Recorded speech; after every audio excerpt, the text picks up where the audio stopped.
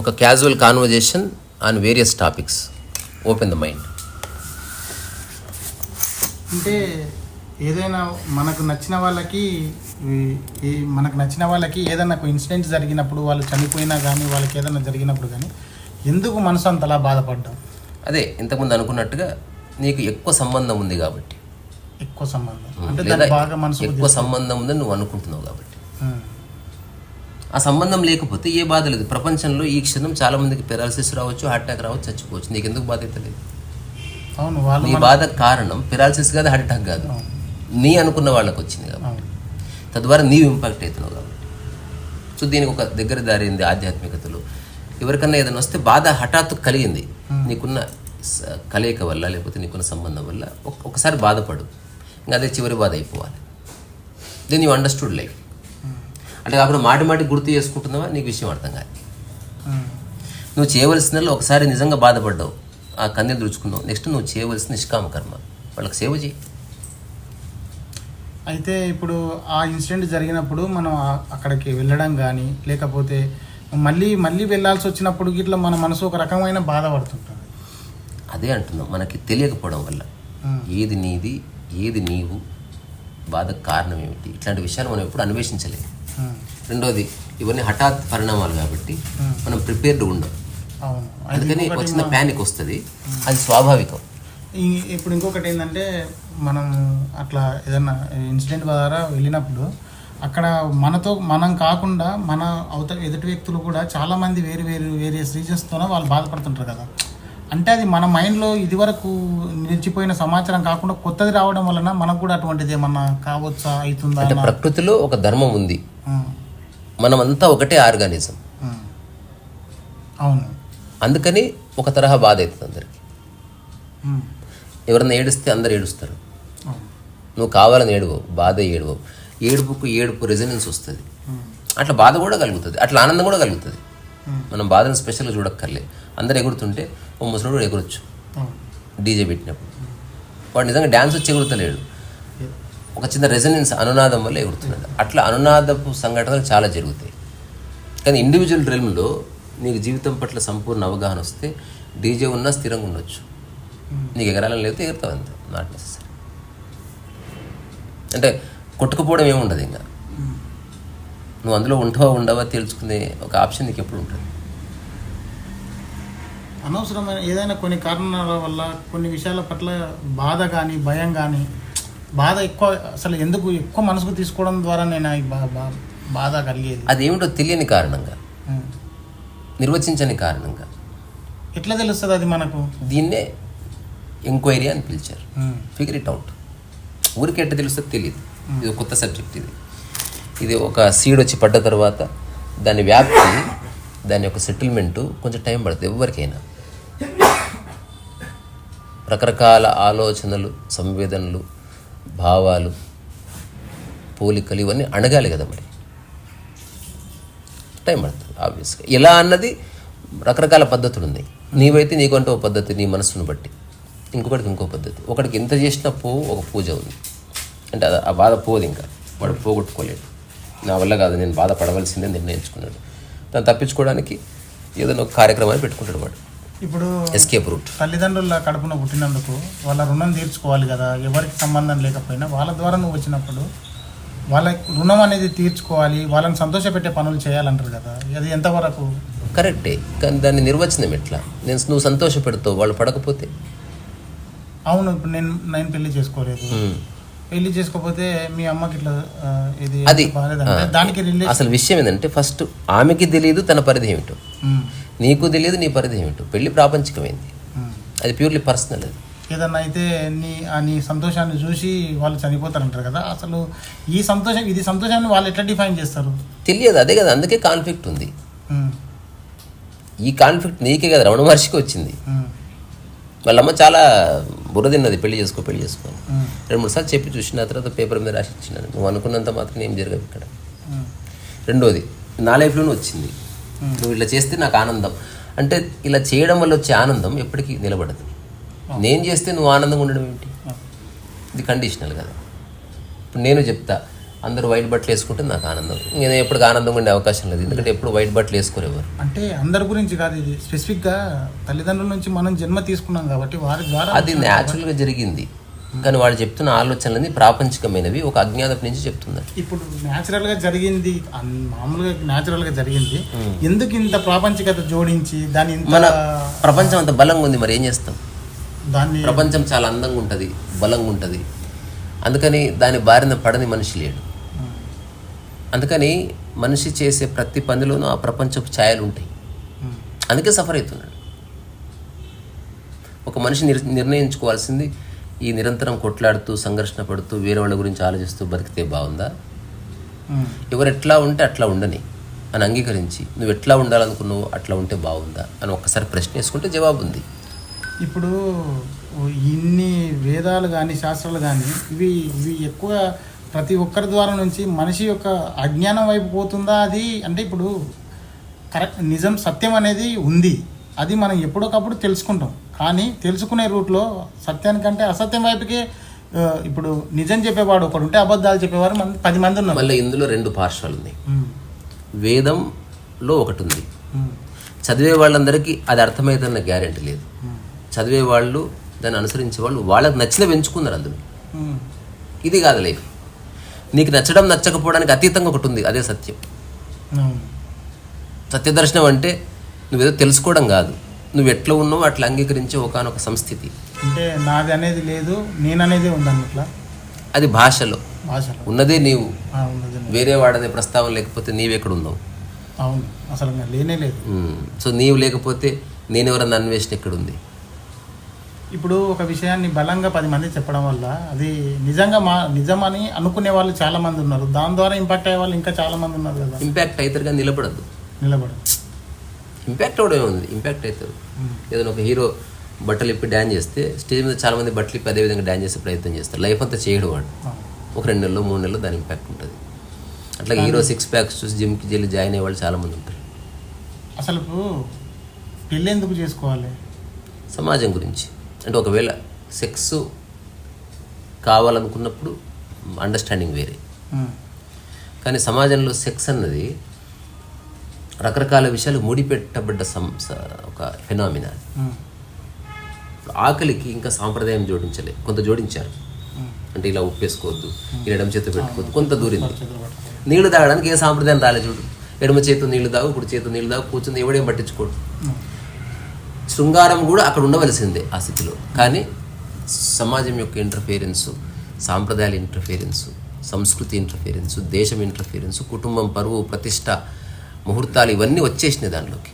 అందుకని అది ఇప్పుడు ఒక ఎల్ఓసి లాంటిది, లైన్ ఆఫ్ కంట్రోల్ లాంటిది. నువ్వు దాంట్లోకి ఉత్తగా అన్కాన్షియస్గా ఏలు పెట్టడానికి లేదు. ఎవరెవరైతే అన్కాన్షియస్గా దాంట్లోకి ఎంటర్ అయ్యారో వస్తున్నారు ఇప్పుడు, నాకోలేక పిక్కోలేక.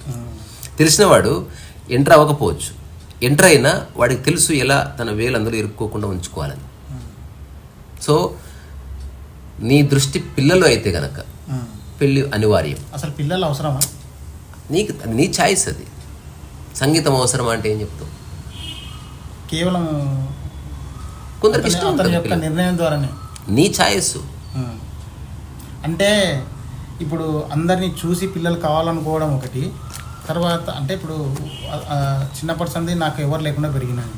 పెళ్లి చేసుకున్న తర్వాత నాకు ఒక 4 అన్నదమ్ములు ఉంటే, అక్క చెల్లెళ్ళు ఉంటే, వాళ్ళ మధ్యలో బాగుంటా అని అనుకునేవాడు ఒకడు, నాకు ఎవరు లేకుండా ఉండగలుగుతానని అనుకునేవాడు ఒకడు. అయితే మరి ఈ రెండిట్లో ఏది సత్యమైనది, ఏది నిజమైనది? ఇది సత్యానికి అతీతం ఈ రెండు. ఇదంతా నీ భావనలే, భావన కేవలం నీకు అనిపిస్తుంది ప్రస్తుతానికి. అట్లా నువ్వు ఉంటే ఈ ప్రశ్న అడగవు. ఒకవేళ ఉన్న తర్వాత అతని యొక్క ఆలోచన మారిపోతే ఏందిరా ఈ పిల్లలతో అయిపోయింది కదా. అదే చెప్తే ఇరుక్కోవడం అంటే అదే. అంటే నువ్వు సమగ్రంగా అర్థం చేసుకోకుండా కార్ సీట్లకు ఎక్కొద్దు, లేదా యాక్సిడెంట్ అవుతుంది ఖచ్చితంగా. అట్లా నడుపుతున్నారు, గుద్దుకుంటున్నారు, సుట్టలు తీసుకుంటున్నారు, నడుపుతున్నారు, ఇంకా లైఫ్ అంటే ఇంతే అనుకుంటున్నారు. అట్లాగా ఇంకొకడు ఉన్నాడు, వాడు కారే ఎక్కడు, ఏ ప్రాబ్లం లేదు. ఒకడు కారు ఎక్కాడు, సంపూర్ణంగా తెలుసుకొని ఎక్కాడు, ఏ ప్రాబ్లం లేదు. సగం సగం తెలుసుకున్న వాడితో చాలా ప్రాబ్లం. ఇంకా సంపూర్ణంగా తెలుసుకున్నవాడు అయితే చేయనన్నా చేస్తాడు, లేకపోతే సైలెంట్ చేసినా అంటుకోదు వాడికి. వాడు ముందే నిర్వచిస్తాడు తన నిర్వచనాన్ని. అసలు నాకు తెలిసిన ఒక చిన్న కపుల్ గురించి చెప్తా. ప్రేమించుకున్న తర్వాత వాళ్ళు పెళ్ళొద్దు అనుకున్నారు. కానీ కొంతకాలానికి ఆ అమ్మాయి చుట్టుపక్కల వాళ్ళంతా ఇది తప్పు కదా అన్నారు. ఇతని దగ్గర ప్రపోజల్ పెట్టింది. అతను చెప్పాడు మనం వద్దనుకున్నాం కదా, సరే ఇప్పుడు నీకు ఇష్టం ఉందన్న కూడా చేసుకుంటా ప్రపంచం కోసం. మరి ఆ నెక్స్ట్ పిల్లలు అంటే ప్రస్తుతానికి లేదు, ఫస్ట్ ఆ కంప్లీట్ క్లారిటీతో రా, తర్వాత నేను చెప్తే ఏం చేయాలి, నేను చెప్తున్నా నాకే పిల్లలు వద్దు. ఇప్పుడు ఇద్దరు ఛాయిస్ ఉంటుంది, ఆమె నాకు ఒక పిల్లాడన్నా కావాలి. అప్పుడు ఇతను ఏం చెప్పాడు, లెట్స్ రైట్ అన్ అగ్రిమెంట్, ఆ పిల్లవాడికి సంబంధించిన ఏ బాధ్యత నేను తీసుకోను, ఓన్లీ ఫైనాన్షియల్ సెక్యూరిటీ మాత్రమే నాది, అది కూడా నా పరిధిలో ఎంత ఉందో అంత. వాడికి జ్వరం వచ్చినా, వాడికి నిద్ర రాకపోయినా, వాడు ముడ్డి గడిగినా నువ్వే, అట్లాంటి గట్స్ ఉంటే నేను ఐఎమ్ రెడీ, ఆలోచించుకో. దాదాపు చాలా ఆలోచించిన తర్వాత she said okay. They have return agreement. ఎందుకంటే ఎప్పుడన్నా మాట మార్చొచ్చు. ఒకవేళ తను చెప్పాడు, ఒకవేళ నువ్వు ఈ అగ్రిమెంట్ని బ్రేక్ చేసినట్టు నాకు తెలిస్తే నేను నీతో ఉండను, కానీ నాకు ఫైనాన్షియల్ సెక్యూరిటీ నీకు ఎప్పటికి ఇస్తా, అంటే నీ మీద నాకు కోపం లేదు, నువ్వు ఎప్పుడు బాగుండాలి, సో దాంతో నాకు వైరుధ్యం ఉంది, నీతో నాకు ఏ వైరుధ్యం లేదు. ఈ క్లారిటీ ఉన్నప్పుడు ఏం ప్రాబ్లం లేదు. ఇప్పుడు నేను అనుకున్న నాకు పిల్లలు వద్దని, మైథిలి అనుకుంది పిల్లలు వద్దని. నేను పిల్లలు వద్దనుకోవడానికి కారణం పెంచడం చాతక కాదు, అందరినీ మనమే కనక్కర్లే, ఎవరో ఒకరిని మన కూతురు అనుకో, అట్లా సునీత నా బిడ్డ అనుకున్నా. ఇప్పుడు కడుపుల నుంచి పుట్టిన వాళ్ళకంటే బయట నుంచి అడాప్ట్ చేసుకున్న వాళ్ళ మీద మనకి ఎంత ప్రేమ ఉంటుంది, వాళ్ళ పట్ల మన ప్రేమ నీకు తెలిస్తే అది దీపపు కాంతిలాగా ఉంటుంది, నా పరా ఉండదు. ఇంకా నా పరా ఉందా నువ్వు ఇంకా తెలుసుకోవాల్సింది ఉంది. అంత ఈజీగా ఎదుటి వారిని మన అని ఎలా అనుకోగలుగుతాం? అనుకునేది ఏమి లేదు, అంతా నేనే అనుకో. అది నీకు చెప్తున్నా కదా, ఈ సంశయమే రాదు. అటువంటిప్పుడు అడాప్ట్ చేసుకోవాల్సిన అవసరం ఏముంది? అడాప్ట్ ప్రపంచం పరంగా దెర్ ఇస్ నో అడాప్ట్, భాష పరంగా చెప్పాలి కదా. తను నాకు తెలియక ముందు కూతురే, ఇప్పుడు కూతురే, నన్ను వదిలేసిపోయినా కూతురే. భాషపరంగా మనం భాషలో చెప్పుకోవాలి. అది మీరు అనుకోవడమే. ఇప్పుడు నా సమక్షంలో లేని వాళ్ళు నా పిల్లలు ఎంతోమంది ఉండొచ్చు, నాకు తెలియదు వాళ్ళు ఎవరు. ఒకవేళ వస్తే అంతే. ఇప్పుడు నా బిడ్డ అని ఆమె అనిపోయింది, సరే అన్న. ఒకరు నాకు ఫోన్ చేసి అమ్మ నాన్న ఇప్పటి నుంచి అమ్మ అని పిలువు అన్నది, సరే అన్న. పిలిస్తే ఎప్పుడు ఫోన్ చేసి అమ్మ బాగున్నావు అంట, దే ఫీల్ హ్యాపీ. ఒకవేళ ఆ సమయానికి మీకు ఆలోచన ఒకవేళ అనిపించద్దు, పిలవాలనిపించక నాకు అసలు ఏ ఆలోచన లేదు ఎవరి మీద. మీకు అమ్మ అని ప్రేమ అన్నది వేరు, అమ్మ బిడ్డ నాన్న డాడీ వేరు. నాది ప్రేమ అంతే, భాషతో నేను పెద్ద అటాచ్మెంట్లో లేను. ప్రేమను ఎట్లా డిఫైన్ చేశారు? నీవు ఏది ఉన్నావో అది జస్ట్ అందరి మీద ఎక్స్ప్రెస్ చేస్తున్నావు అంతే, డిస్క్రిమినేషన్ లేదు, తారతమ్యాలు లేని నీ యొక్క టచ్ ప్రేమ అంతే, ఒకనొక డెఫినేషన్. అంటే కాకుండా మా పిల్లవాడికి ఎక్కువ ఇచ్చి వేరే వాళ్ళకి తక్కువ ఇచ్చాను అనుకో, you are not loving them. అది కండిషన్ వచ్చేసింది, నా వాళ్ళైతే ఇట్లా, నా వాళ్ళు కాకపోతే ఇట్లా. నా అదృష్టవంతమైన కర్మ ఏంటంటే అవన్నీ నాలో లేవు. ఇప్పుడు సునీత వచ్చినా, నేను వచ్చిన, నరేష్ వచ్చినా సేమ్ డిట్టో. అంటే ఎవరన్నా మీకు వీకులాడితే మీరిద్దరు వీకులాడవలసిందే, నాకేం ప్రాబ్లం లేదు. ఎవరన్నా వచ్చి మీరు అమ్మని విలువ అన్నారు అనుకోండి, మీకు అది ఇష్టం లేకపోతే నాకు మిమ్మల్ని అమ్మ చెప్తాను చాలాసార్లు. మీరు నన్ను కొడుకు చూడండి, నేను మీరు అక్కగా చూస్తా అని చెప్పిన సందర్భాలు ఉంది. కానీ నాకు అనిపించింది నేను చేస్తాను. కానీ ప్రేమ అంతర్గతంగా సేమ్ ఉంటుంది. నువ్వు నన్ను అమ్మ అని పిలువు, నేను అక్క అని పిలుచు, అన్న అని పిలుస్తా, తమ్ముడు అని పిలుస్తా. లవ్లో మార్పు లేదు, నా స్పందనలో మార్పు ఉండదు. ఒక పిలుపు అనేది జస్ట్ వ్యవహారికం అంతవరకు. భార్య భర్తలైనా, కొడుకు బిడ్డలైనా, అక్క తమ్ముళ్ళైనా ఎందుకు వాళ్ళు అంత ఇది నాది అని అనుకునే పరిస్థితిలో వాళ్ళు ఎందుకు ఉంటారు? ప్రపంచం వల్ల, మన విద్యా వ్యవస్థ వల్ల, మన చుట్టుపక్కల ఉన్న వాళ్ళ వల్ల, మన తల్లిదండ్రుల వల్ల, అందరు అలాంటి వాళ్ళే ఉన్నందుకు నీకు అట్లా అనిపిస్తుంది. నాలాంటి వాళ్ళే ఉన్నారనుకో, అప్పుడు అంత ప్రేమమయమే. అప్పుడు అసలు అనాథలు ఉండరు, ఎవరు ఉండరు. ఎవరో ఒకరితో ఉంటారు, ఎవరో ఒకరు ఫీజులు కడతారు, ఎవరో ఒకరు చదువుకుంటారు, ఎవరో ఒకరు బుద్ధి చెప్తారు, ఎవరో ఒకరు నేర్పిస్తారు, లైఫ్ వెళ్ళిపోతుంది. నేను చెప్పిన మాట వినాలి అని అనుకోవడం అట్లా ఎప్పుడు అనుకోకూడదు. మనమని కాదు, ఎదుటివారు. ఇప్పుడు అమ్మ ఉంది, వాళ్ళు అనుకుంటే వాళ్ళు అనుకోని, అదే చెప్తున్నా. ఎదుటి వ్యక్తి ఏమనుకుంటాడు అన్నది నీ చేతులు లేదు. అతను ఏమైనా అనుకోవచ్చు. ఇప్పుడు నన్ను ఒకటి గురువు అనుకోవచ్చు, ఒకటి బేవకూఫ్ అనుకోవచ్చు, రెండు వాళ్ళ దారంలే. నేను గురువును కాదు, బేవకూఫ్ను కాదు, నేను ఒక సాదా సీదా మనిషిని అని నేను తెలుసు. వేరే వాళ్ళకైతే ఓకే, అది ఇంట్లో ఉన్న సొంత తల్లిదండ్రులు అందరూ వేరే వాళ్ళే.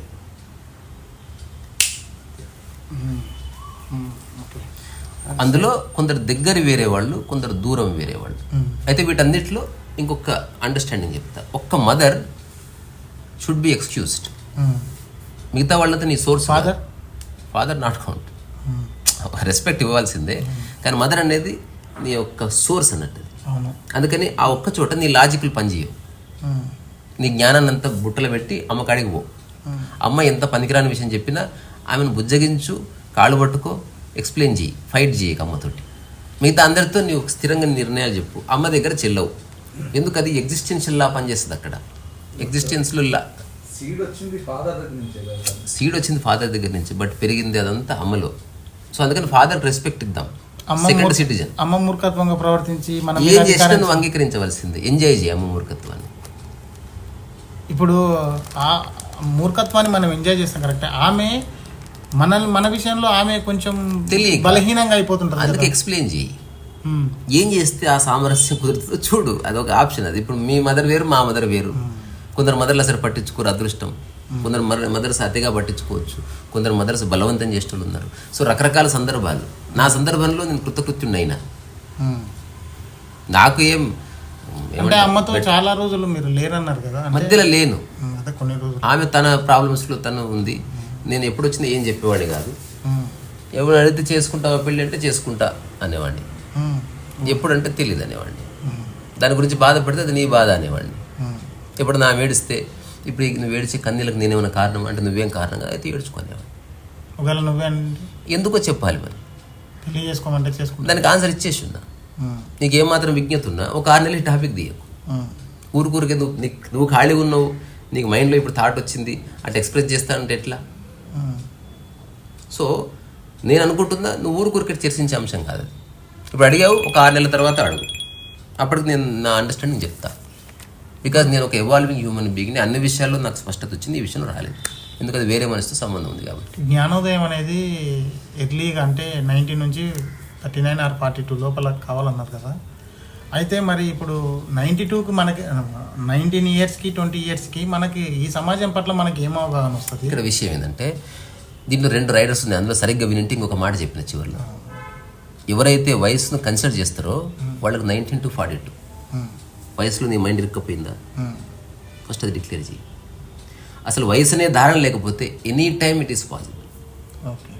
అంటే చిన్నపిల్లల అమాయకత్వం, అర్థం చేసుకునే ఒక సృజన, అనవసర తర్కాలు తీసుకురాని ఒక మైండ్ ఉందనుకో, డెత్ బెడ్ మీద కూడా నీకు విషయం అర్థం కావచ్చు.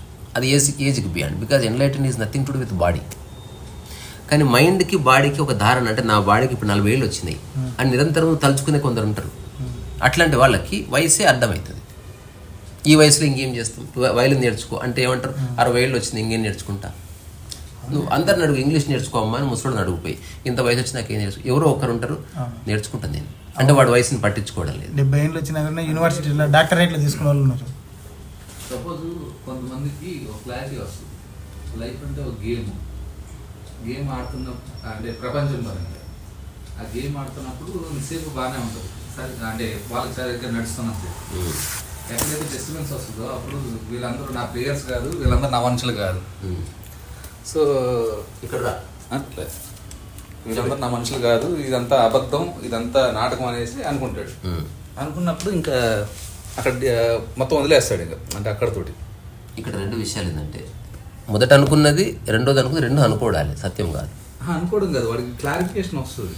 క్లారిటీ వచ్చిందా ఎనిక్కిపోయేది ఉండదు ఇంకా. అంటే అక్కడి నుంచి ప్రపంచాన్ని డిస్కార్డ్ చేస్తాడు. ఓకే, డిస్కార్డ్ చేసినప్పుడు వాడికి ఇంకా క్లారిటీ వచ్చేసి డిస్కార్డ్ చేశాడు. ఓకే, అంటే ఇదంతా గేము, ఇది వాళ్ళు బాగుందని చెప్పి మనతోటి గేమ్ ఆడతారు, బాగోకపోతే గేమ్ ఉండదని. ఓకే. సో అక్కడి నుంచి వాడి పరిస్థితి ఏంటి? పక్కకు తప్పుకోవడమే. నేను ఎవరు తాళతో కట్టేయలేదు ఇక్కడ. నేను ఎవరో తాళతో కట్టేసి ఇవన్నీ చెప్తున్నారు, నేనైతే అటువంటి సందర్భం చూడలేదు. కట్టలేదు, వెళ్ళిపో అంటే మన ఆలోచన. నువ్వు చెప్పాల్సింది చెప్పి వెళ్ళిపో, అయిపోయింది, బాధ కథం. ఓకే, అంటే మనల్ని వాడుకున్నారు, ఇంతవరకు ఉన్నాం మనం, అప్పటి నుంచి మనం మనదేదో మనం చూసుకోవాలని. అట్లా నేను ఒక విషయం చెప్తా, 2 సందర్భాలు చూడండి. అంటే ఒకటే సందర్భం 2 వ్యాఖ్యలు ఎట్లుంటాయి. ఒక భార్య నిరంతరం మరుస్తుంది భర్త మీద, భర్త ఏమి నిశ్శబ్దంగా ఉన్నాడు, తక్కువ పని చేస్తే, తక్కువ సంపాదిస్తే, హ్యాపీగా ఉన్నాడు. ఫస్ట్ సందర్భం ఏంది, భార్య అరుస్తుంటే నువ్వు అరవకు, నాకు తోచింది ఏం చేస్తున్నా అని భార్య చెప్తున్నాడు, భర్త చెప్తున్నాడు. ఎవరు వచ్చినా చెప్తున్నాడు, నన్ను దమాగ్ తింటుంది, నాకు బుర్ర ఖరాబ్ చేస్తుంది, నువ్వు మంచిగా ఉంటే నేనెందుకు బుర్ర తింటా అని ఏమే చెప్తుంది. ఇది ఒక సందర్భం, ఇది ప్రపంచంలో కనిపిస్తుంది. 2వ సందర్భం, భార్య అరుస్తుంది, భర్త తన పని తాను చేస్తున్నాడు. ఎవరో వచ్చి అడిగారు, అంత తిడుతుంది కదా, మరి మీరు ఎందుకు స్పందించలేదంటే అది ఆమె స్వభావం, ఇది నా స్వభావం. This is real approach. మోసం చేయడం నీ స్వభావం, నువ్వు చేసుకో, ఎవడు అన్నాడు. ఆ జోన్లో నేను ఉండదు అంతే. మనమేం బాండ్స్ రాసుకోలేదు ఫ్రెండ్స్తో కానీ ఫ్యామిలీతో కానీ, you have to do this అని. ఇప్పుడు పెళ్ళి అనేది ఒక బాండ్ లెక్కనేనా? అందుకే కదా తాళి ఎందుకు కడతారు. లివింగ్ రిలేషన్షిప్ ఎందుకు ఒప్పుకోవట్లే, అక్కడ నీకు అగ్రిమెంట్ లేదు కాబట్టి ఎప్పుడైనా విడిపోవచ్చు. సో సమాజానికి అది ఇష్టం ఉండదు, మేమందరం ఇబ్బంది పడదు, నువ్వు పడొద్దా మరి. అందుకే నిరికిస్తారు కాన్షియస్గా. సో ఆ ఇరుక్కుని ఎవడైతే అందులో నుంచి బయటకు వస్తాడో వాడు కాలు మొక్కుతారు. బా వీడు రతో పని. ఇది భయం ఎందుకు వస్తుంది, దాన్ని ఎందుకు ఇట్లా తగ్గించుకోవాలి?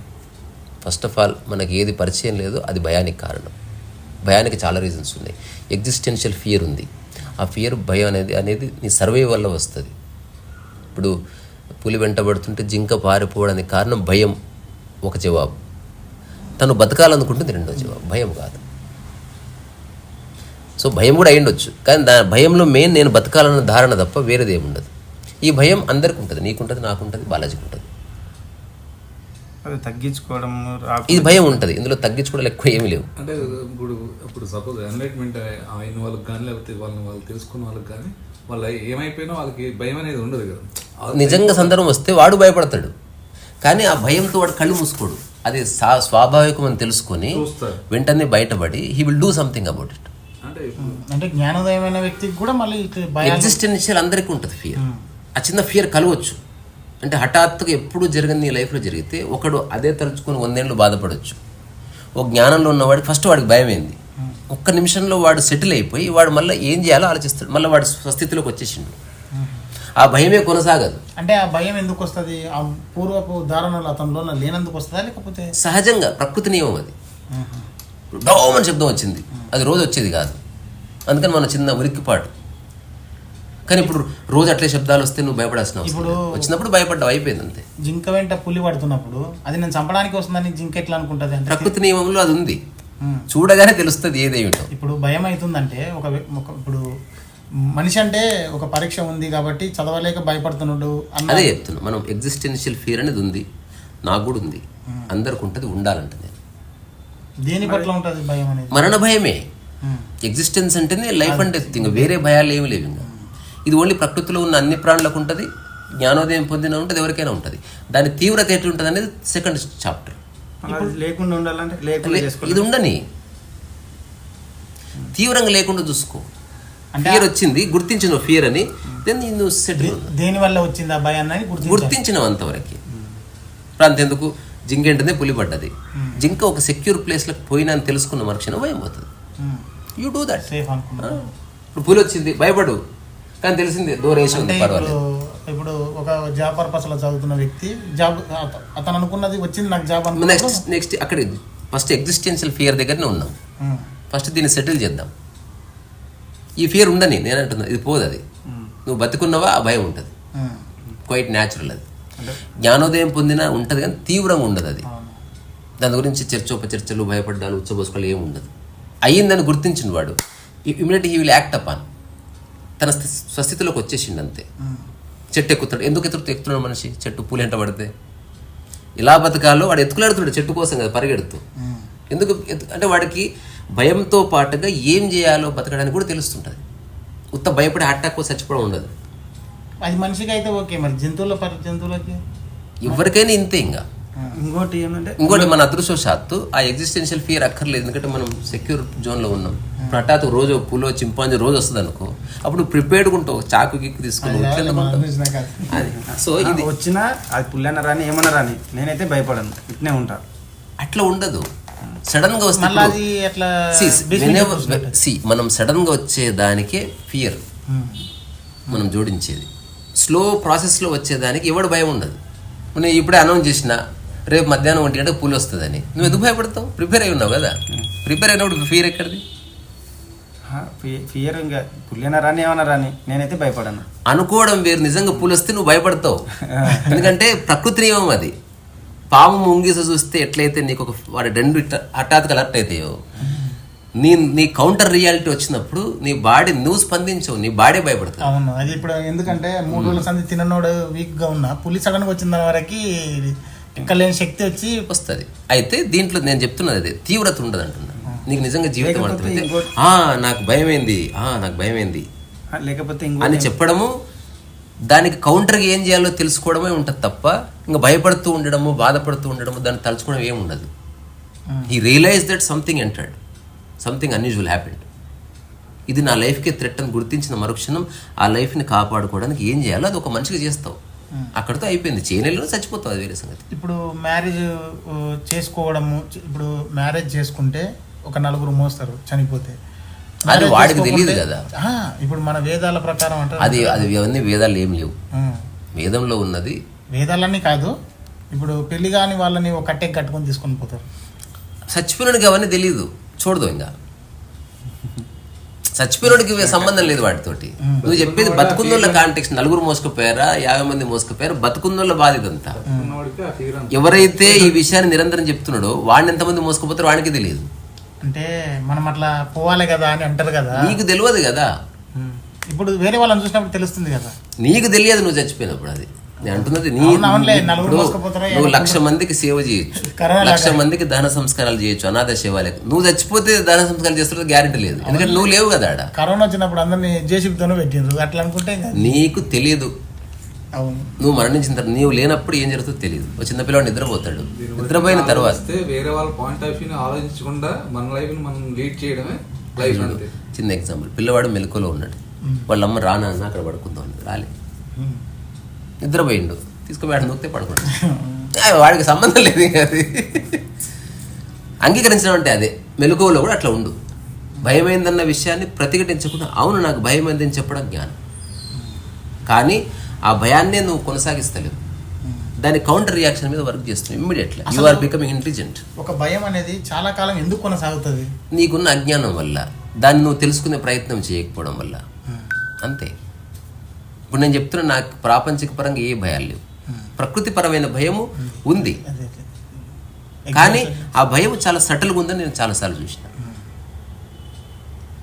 కానీ దాన్నే తలుచుకోవడము, దాన్ని ఒక ఫోబియాగా మార్చుకోవడము, వేరే వాళ్ళకి చెప్పుకోవడము, చెమట పెట్టడం ఏమి ఉండదు. భయం అయిందని భయం అయింది, నిజంగా భయం అయింది, తప్పేముంది. భయం కావడం ఎగ్జిస్టెన్షియల్ లా. అది ఆకలి ఎట్లయితుందో భయము అవుతుంది. కానీ ప్రకృతిపరమైన భయం చాలా బ్యూటిఫుల్ ఉంటుంది. అన్న ఇంకోటి, ఇప్పుడు మనం ఒకటి సాధించాలనుకుంటాం అనుకో, ఏదైనా గోల్, బిజినెస్లో ఇన్న 1,00,000 కోట్లు సంపాదించాలి. మీరు అన్నారు కదా నేను రోజుకు 1000 రూపాయలు కంపల్సరీ సంపాదిస్తా, అంటే నా మనుగడికి సరిపోయినంత. అది అట్లా అంటే వేరే వాళ్ళు ఎవరైనా సరే, ఒకరు IAS కావచ్చు, IPS కావచ్చు, నేను ఇది సాధించాలి అని అనుకున్నప్పుడు దానివల్ల ఎట్లా చేస్తే సాధించగలరు అని అనుకుంటున్నారు మీరు? మీ దాని అదే మనం ఇంతకుముందు ఇది కూడా అనుకున్నాం. సాధించడం అనేది 2 ఆస్పెక్ట్స్ ఉంది.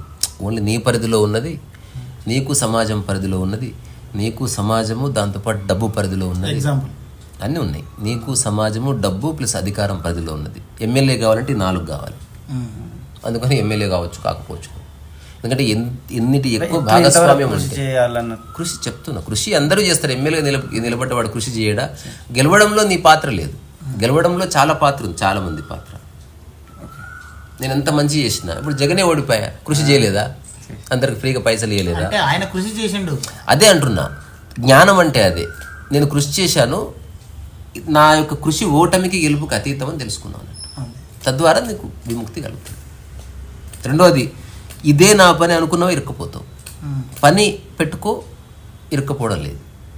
నేను ఓన్లీ టీచర్ అయితేనే నాకు సాటిస్ఫాక్షన్ లింక్ చేసినవా, you are not going to be satisfied. అంటే అట్లా ఒక గోల్ ఉండడం వల్లనే అది సాధిస్తామని అంటారు కదా. అది నీకు వ్యవస్థ సహకరిస్తేనే. ఆ టైంలో రాసిన 600 మంది 700 మంది సరిగ్గా రాయకపోతే నీకు వస్తుంది. మిగతా అందరూ టాప్ మోస్ట్ ర్యాంకర్స్ అనుకో, నీకు రాదు. మనం ఉండము అందులో. అట్టెట్లుంటావు? నువ్వు టాప్ మోస్ట్ ర్యాంకర్ అయితే నీకు థాట్ రాదు, నేను రాస్తే వస్తుంది అబ్బా నాకు. ఇప్పుడు ప్రపంచంలో ఉన్న మహాజ్ఞాని నువ్వు. నీకు తెలియని సబ్జెక్ట్ లేదు, నీకు తెలియని ప్రశ్న జవాబులు ఏమీ లేవు. నువ్వు ఎగ్జామ్ రాస్తే వస్తుంది, ఎందుకంటే నీ మీద వ్యవస్థ ఎప్పుడు కుట్ర చేయదు. Very rarely that happens. వీడు ఎవడో ఉన్నాడు, వీడు ఎదగనియొద్దంటే నువ్వు ఎదగవు, అయిపోయింది. ఇంకా ఒక ప్రధానమంత్రి నిర్ణయించుకున్నాడు, ఒక ముఖ్యమంత్రి నిర్ణయించుకుని వీడిని ఎదగనియొద్దంటే ఎదగనియరింగ్, అయిపోయింది. ఇంకా అది సమాజంతో లింక్ అయినప్పుడు జాబ్ అనేది, అది ఇప్పుడు ఆధ్యాత్మికంగా అంటే ఎవరు వచ్చి మనం ఏం చేయగలుగుతాం? ఇది ఆధ్యాత్మికత కాదు. నేను ఒక దగ్గర కూర్చొని ఒక చూసుకుంటాడు, మోడీ వచ్చి నన్ను ఏం చేయగలుగుతాడు? అందుకే అంటున్నా స్పిరిచువల్ రెల్మ్ అనేది డిఫరెంట్.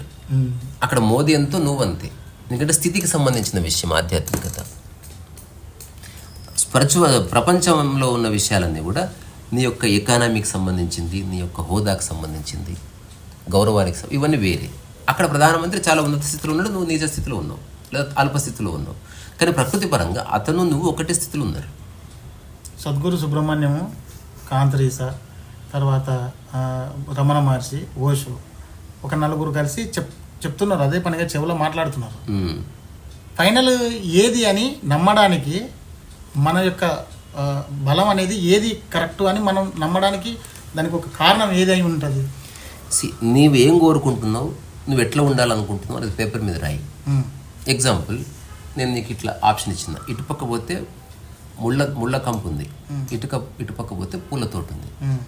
నేను ఎటు పోమని చెప్తలేను, ఇక్కడతో అయిపోయింది నా వ్యాఖ్య. నువ్వు ఎటు పోతావు? మళ్ళీ ఒకసారి ఇటుపక్క పోతే ముళ్ళ కంప షిట్ ఉంది, ఇటుపక్క పోతే పూల తోట జ్యూస్ ఉంది, ఎటుపక్క పోతే నేను ఎటు పోమని చెప్తలేను. ఇంకా నేను కూడా ఎటు పోవాలనుకుంటే అటు పోతుంది, అట్లా ఉండాలి. అట్లా సద్గురు సుబ్రహ్మణ్యం అయినా నేనైనా కౌన్కిస్క గొట్టం ఇదంతా, ఇది రిలవెంట్ కాదు. నీకు రెండు దిక్కులో ఉంది, ప్రపంచంలో ఇట్లా ఉంది. ప్రపంచంలో నువ్వు ఇరుక్కున్నావంటే బాధ తప్పదు, సంఘర్షణ తప్పదు, ప్రతిస్పర్ధ తప్పదు, ఈగో తప్పదు, నేను అన్న భావన. సో దానివల్ల ఖచ్చితంగా బాధ ఉంది. ప్రకృతిలో ఇవేవీ లేవు. నీవు ఉన్నావు, నీ ప్రశాంతత ఉంది, నీ వర్క్ ఉంది, నీ క్రియేటివిటీ ఉంది. అక్కడ ఎదుగుదల లేదు, ఫెయిల్యూర్ లేదు. ఇంత సింపుల్గా అది కుచ్చుకుంటే అక్కడ పోతే ముళ్ళు కుచ్చుకుంటుంది, ఇటు పోతే పూల తోటల సువాసన వస్తుంది. ఇది ఇంత సింపుల్గా ఉంది ఒక లైన్లోనే. మరి ఇంత ఆధ్యాత్మిక చర్చ ఇదంతా ఎందుకు వచ్చింది? అది తెలియక. కామన్ సెన్స్ అందరికీ ఉంది కదా మామూలుగా. ఇప్పుడు ఇది ఎగ్జాంపుల్, నేనే ఒక విషయం చెప్తా. ఇప్పుడు నేను ఫ్లాట్గా ఉన్నా కదా, చర్చలు చేయొచ్చు దానికి. మా భూపాలు ఉండి ఇది తీసుకున్నాను అంటే ఇంత సింపుల్ అనుకుంటే, నా బదులు ఇంకొకటి ఉంటే చాలా చాలా విషయాలు చర్చలోకి రావచ్చు. సో ఇప్పుడు నా మనసును బట్టి నా నిర్ణయం ఉంది. నాకు ఏదైనా ఒకటి అతని మీద నమ్మకం కాదు, ఎవ్రీథింగ్ ఈజ్ ఓకే. ఎవడు నీకు ఇట్లా ఉల్టా పట్టి ఇల్లు కట్టియాడు, ఎవడు బాత్రూమ్ తెచ్చి సెంటర్ హాల్లో పెట్టి దేవుడి గది బాత్రూంలో పెట్టాడు, ఎవడు అట్లా చేయడు. మనకంటూ ఒకటి ఉంటది కదా, ఇట్లా హాల్ ఉంటే ఇక్కడ కొంచెం. నాకు ఏ స్థితి నిర్ణయాలు లేవు. ఎక్కడున్నా నేను మూలలో ఉండేది, నేను ఎప్పుడు హాల్లో లేను. మనకు హాల్తో పని లేదు, మూలతో పని. నాకు మూలు ఉంటే చాలు. మరి మనం ఇప్పుడు మనం ఉపయోగించుకునే వస్తువులు నావి ఓన్లీ 5-6. మిగతావి నేను ఇప్పుడు మా ఇంట్లో నేను ఎవ్రీడే చెప్తా, 6 బండలే నాది ఇంట్లో, నేను సజీవంగా ఉన్నంత వరకు. మిగతా చోట మీరు చెత్త వేసుకోండి, ఆవులను పెంచుకోండి, ఆ ఇంట్లో నేను అసలు పట్టించుకోను, నాకేం సంబంధం. ఇప్పుడు ఆయన కారు అక్కడ ఉంది బయట, ఆయన ఎప్పుడు అడగడు అసలు అక్కడ కారు ఎలా ఉంది, వర్షం వచ్చిందా, లేకపోతే గడ్డి మీద దుమ్ము పడిందా. అంటే నా ఉద్దేశం ఏంటంటే మైండ్లో మోయడు ఆయన, మోయను, నిజంగా మోయను. యాక్చువల్గా అంతేందుకు ఒకసారి నేను చిన్న ఎగ్జాంపుల్ చెప్తాను. బండి వేసుకెళ్ళాను నేను నవీన్, బండి మీద చిన్న ఏదో బుల్లెట్ అడ్డు వచ్చింది, వెంటనే షడన్ బ్రేక్ పడిపోయాం, అది చిన్న బెండ్ అయింది. వచ్చిన తర్వాత అది ఏదో చేయించుకుని వచ్చాం. వచ్చిన తర్వాత నీకేమైనా అయిందని అడిగింది, అంతే తప్ప బండి ఎలా ఉంది ఏమైందని చూసుకోలేదు. ఈనాడికి చూడలేదు, ఎక్కడ తగిలిందో చూడలేదు. అసలు ఆశ్చర్యం. ఇప్పుడు ఎవరైనా అయితే ఎందుకు తీసుకెళ్ళావు, నువ్వు నిన్ను ఎవరు తీసుకెళ్ళమన్నాడు, నువ్వు అంటే అనుకుంటే ఆ వ్యాఖ్యంత ఉంది కదా, అంతా ఉంటుంది. రెండోది అంతా వ్యాలిడే. ప్రపంచంలో ఎవరు ఏది మనిషి కదా, ఇంపార్టెంట్ కదా. నేను ఆర్గానిజంతో ఉన్న వస్తువులతో లేను. నీకేమన్నా అయినా కూడా అడుగుతా, బాధపడను. ఇప్పుడు వాడు నిజంగా చేరిగితే బాధపడినప్పుడు అడగడం ఎందుకు? అరే మంచిగా లేకపోతే రిపేర్ చేయిస్తా. అది ఇప్పుడు నేను ఇప్పుడు అక్కడే కన్సర్న్ గురించి ఫస్ట్ మాట్లాడు. ఒక మనిషి ఇంకోటి బాధపడినప్పుడు మనిషితో మనకి వాడు చెప్పాడు కనుక అడగవలసి వచ్చిందబ్బా, అది కూడా లేదు. లేకపోతే లేదు, ఏది లేదు, తెలియకపోతే. సో తెలుసు కాబట్టి ఊరికి అడిగాను తప్ప ఎక్కడైనా చూపి సలహాలు అంటే ఒక్క థాట్తో పోయేదాన్ని ఎంచుకో, దాన్ని ఎక్కువ చిలువలు పలువలుగా చేయకు, ఇంతే. అంటే సింప్లిఫైడ్. దీనికంటే ముందు ఇంకోటి, కరోనా టైం ఎంటర్ అయ్యే ముందు ఇలాగే వస్తున్నాను, అలాగే అదే రకంగా ఒక యాక్సిడెంట్ జరిగింది. యాక్సిడెంట్ కాదు, అడ్డు వచ్చాడు, చేయి పెడితే చేయి పట్టేసి చాలా బాధమైన పెయిన్తో వచ్చాను. ఇక్కడ అమ్మ ఉంది అప్పుడు రిజిస్ట్రాన్, అసలు అది తట్టుకోలేకపోతున్నాను. ఇక్కడ కూర్చున్నాను కానీ న్యూట్రల్ అవుతాను, ఇక్కడ తట్టుకోలేకపోతున్నాను.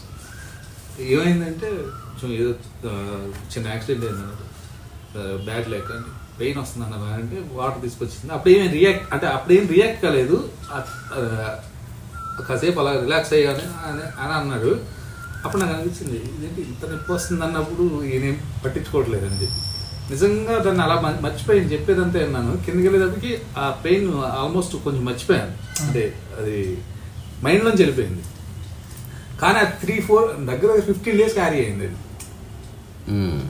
అయితే ఇప్పుడు శరీరానికి గాయం అయినప్పుడు మన మనసుతో నువ్వు వదిలేస్తే శరీరంలో నొప్పి వెళ్ళిపోతుందా? నొప్పి ఎంత ఉండాలో అంత ఉంది, అది వెరీ నైస్. రెండోది గుర్తుపెట్టుకో, నీ పరిధి దాటిన నొప్పి నీకు వస్తే నువ్వు కోమలకి వెళ్ళిపోతావు.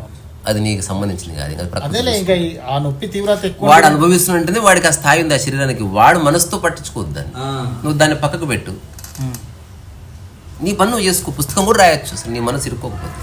అప్పుడప్పుడు అబ్బా నొప్పి ఉందిరా అని చెప్పి నువ్వు పని చేసుకో. ఒకవేళ తీవ్రత ఎక్కువ అయిపోతే ఎప్పుడైతే దాంతో పాటు సంయోగం చెంది ఉండు, కానీ దాన్ని బాధగా మలుచుకో. దాని కర్మ బ్లీడ్ అవుతున్నట్టు కూడా మనకు తెలియదు, అవును కదా. సో తర్వాత మనం చూసిన తర్వాత బాధపడతాం. సో నీకు రకరకాల నీ డెత్తు గిత్తన్ని వచ్చేస్తాయి. అవును, ఇది చెప్పితే ఎట్లుందంటే అన్నమయ్య ఆయన గడ్డికి వస్తుంటే తర్వాత కానీ నొప్పి నాకు నొప్పి తెలుస్తుంది, దాని కింద చూస్తే రక్తం అంతా పోయింది కదా అని అంటే అట్లా ఉంది. అట్లా అట్లా అనిపిస్తుంది. అంటే మనిషి ఆ తీవ్రత అనేది వేరే ఉంటే కొన్ని విషయాలు ఉన్నాయి ఇప్పుడు నేను చెప్పేది.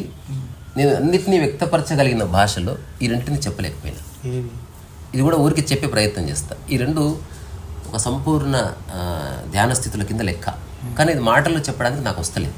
అందులో ఒకటి ఏమిటంటే, ఏదైనా శరీరానికి గాయమైనప్పుడు మనసును దూర్చకుండా గాయాన్ని వదిలేయి అనగానే ఎట్లా అని అడుగుతున్నారు ప్రూవ్ చేయలేను. ఎట్లా చెప్తా, నీ మనసు దూరం ఎట్లా చెప్తా? 1-2 సార్లు ప్రాక్టికల్గా నా ముందే దెబ్బ తగిలిన వాడికి నేను పక్క నుండి దాన్ని ప్రాక్టికల్గా చూసిన, దాన్ని హీ రియలైజ్డ్. అందువల్ల జీవితకాలం నాకు అర్థమైందని చెప్పాడు, అది వేరే సంగతి. కానీ ప్రతిసారి మనం అందరికీ చెప్పలేం. ఇదొకటి నేను చెప్పలేకపోయినా. రెండోది, నీ చుట్టూ అనంతమైన శబ్దాలు ఉంటాయి. చాలామంది డిస్టర్బ్ అవుతారు, అబ్బా అసలు ఆ శబ్దం ఏంది, ఈ శబ్దం ఏంది. సంగీత పరంగా నీకు అర్థమవుతుంది. ఇది బయట ఉన్న శబ్దం శృతి కదా, ఆ శృతికి నీ శృతి కలిపితే శబ్దం వినబడదు, శూన్యం ఏర్పడుతుంది. నాకు ఇంతవరకు ఏ శబ్దాలు వినబడదు. సమానమైన శృతి ఉన్నప్పుడు నీ శృతిని ఆ శృతికి కలుపు. ఇప్పుడు నువ్వు ఆను సాను అను కంటిన్యూ చెయ్యి.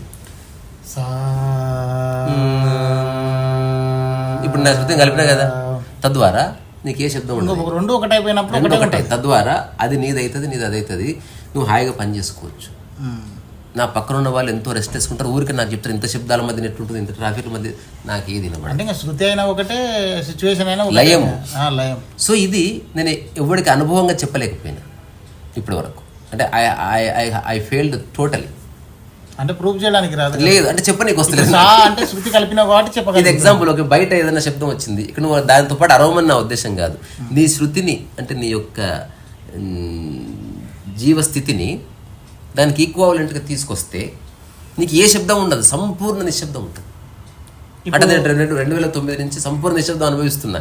ఇది ఎట్లా ప్రూవ్ చేయాలి, నేను చేయలేను, నేను తెలుసుకున్నది నా వల్లగా. ఇప్పుడు నా శృతి అంటే 2 హ్యూమన్స్ కాబట్టి ఒక్కొక్క శబ్దానికి ఒక్కొక్క నాదం, ఒక శబ్దం ఉంటుంది. దాన్ని ఎట్లా కొనసాగుతుంది. ఇప్పుడు బోర్ వేసినాం అనుకో, అది ఒక శృతిలో పోతుంది. ఎప్పుడు అవును, కారు హారం కొడితే అది ఎప్పుడు ఒకటే శృతిలో ఉంటుంది. సో శృతికి శృతిని నువ్వు కలపగలిగితే, అంటే ఏది హ్యూమన్ కాకుండా ఏ దాని మనం కలపగలిగితే నీకు ఈ శబ్దం లేదు. ఇంకా సపోజ్ ట్రైన్లో హార్మోనీనే ఉంటుంది, నేను ఇబ్బంది పెట్టదు. అది నీ బాడీ హఠాత్తుగా హార్మోనియస్గా మారిపోతుంది.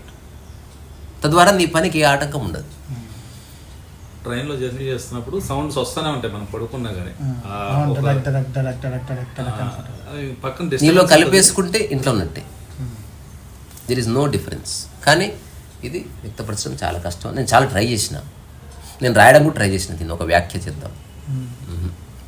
ఇట్లా నెగిటివ్ వస్తుంటాయి ఆలోచనలు. ఇప్పుడు మనకు ఇట్లా ఇప్పుడు హైదరాబాద్ ఒక్క నెగిటివ్ ఆలోచన చెప్పు.